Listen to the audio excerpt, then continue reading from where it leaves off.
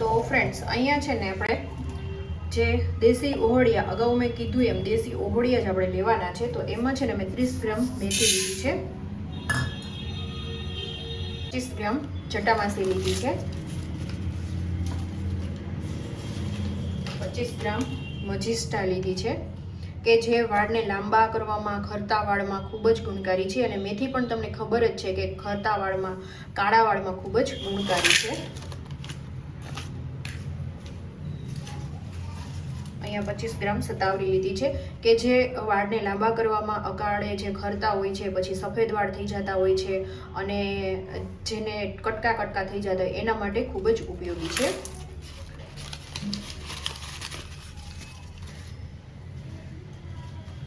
અને અહીંયા જાસૂદના ફૂલ લીધા છે, એ પણ 25 ગ્રામ લીધા છે.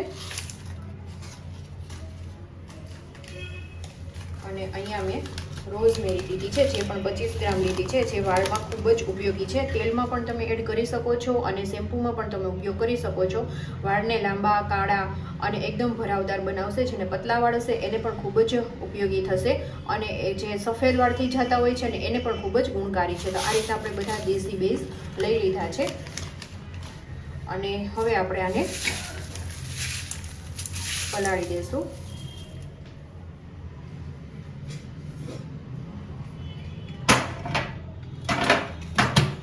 તો 1 ગ્લાસ આપણે પાણી એડ કરશું અને બધી વસ્તુને આપણે પ્રોપર રીતે 24 કલાક અથવા તો આપણે એક નાઇટ આપણે વસ્તુને બધી પલાળી દેશું. ફ્રેન્ડ્સ, આને 24 કલાક થઈ ગઈ છે. હવે ફરી આપણે 1 ગ્લાસ જેટલું છે પાણી એડ કરી દઈશું. આપણે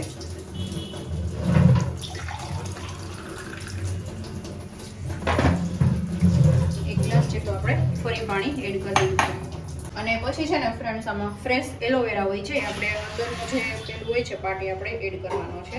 આ રીતના છે ને આપણે અંદરનો જે દર હોય છે ને એ આપણે કટ કરીને નાખી દઈશું કે જેથી તમારા વાળમાં જે કન્ડિશનરની પણ જરૂર નહીં પડે. ફ્રેન્ડ્સ, એકદમ તમારા હેર છે ને એ સિલ્કી બનાવશે. અને હજી એક સામગ્રી આપણે આગળ છે ને એડ કરવાની છે.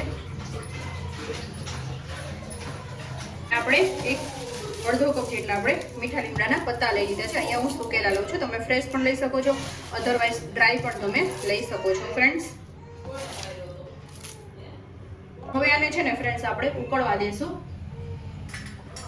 સારી રીતે એને ઉકળવા દેવાનું છે.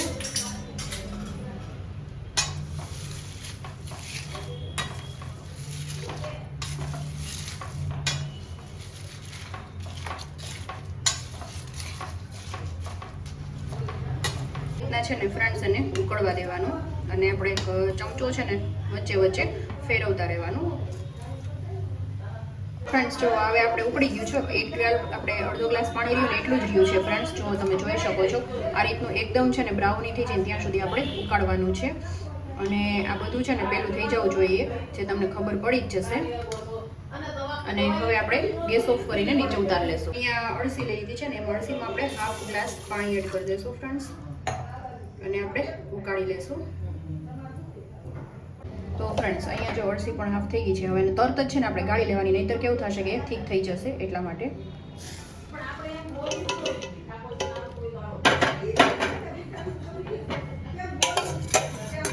ફ્રેન્ડ્સ, જો 236 ગ્રામ થયું છે આપણું ટોટલ.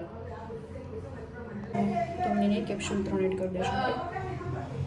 તો ફ્રેન્ડ્સ, જો આ પેરાબેન ફ્રી છે ને સલ્ફેટ ફ્રી છે. આ મેં ઓનલાઈન મંગાવેલો છે કે જે આ બેઝ છે અને 750 ml આવે છે. ફ્રેન્ડ્સ, તો આપણે અહીંયા વેટ કિલરથી જ આપણે માપ કરી લઈશું. તમારી પાસે વેટ કિલર ન હોય તો તમે કોઈ એક્ઝેક્ટ માપ રાખી શકો છો.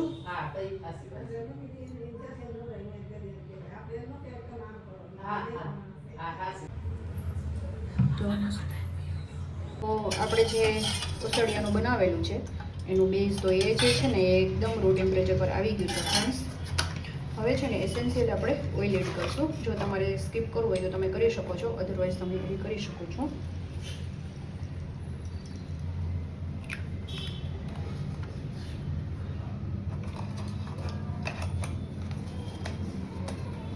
હવે ફ્રેન્ડ્સ, આપણે આમાં બેઝ એડ કરી દઈશું.